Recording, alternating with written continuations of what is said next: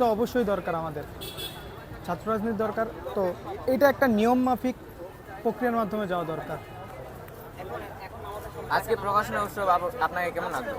যে আমার খুবই ভালো লাগতেছে এখানে এসে। এখানে ওনাদের কিছু বই বই আমি পড়ে পড়ে দেখতেছি এবং যেটা ভালো লাগতেছে ওরকম নিতেছি। আচ্ছা, কেনাকাটা হয়েছে?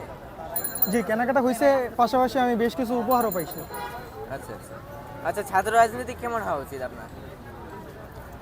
আমার মনে হয় যে ছাত্র রাজনীতি তো অবশ্যই দরকার আমাদের ছাত্র রাজনীতি দরকার। তো এটা একটা নিয়ম মাফিক প্রক্রিয়ার মাধ্যমে যাওয়া দরকার।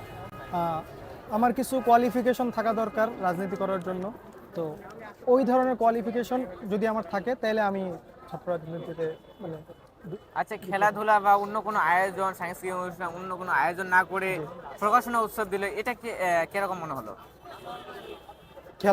খেলাধুলার উৎসব তো আমরা করতেই পারি, কিন্তু খেলাধুলার উৎসব আমরা দেখতেই পারি খুব মানে বেশি দেখতে পারি, কিন্তু এই ধরনের উৎসব আমরা খুব কমই মানে আমাদের চোখে পড়ে।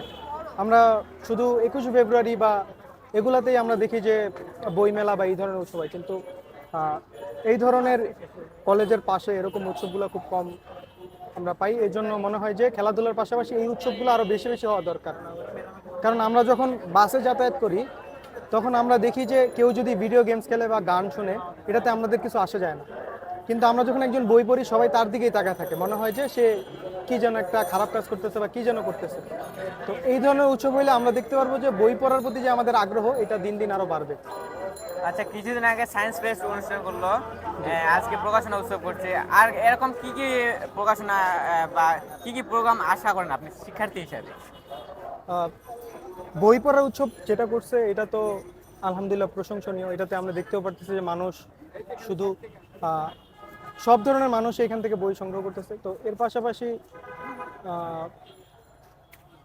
এর পাশাপাশি আর কি উৎসব দেওয়া যায়, বিভিন্ন সাংস্কৃতিক অনুষ্ঠান আমরা আয়োজন করতে পারি, বিভিন্ন কলেজ ভিত্তিক বা এগুলো উৎসব করতে আমরা করতে পারি। ধন্যবাদ।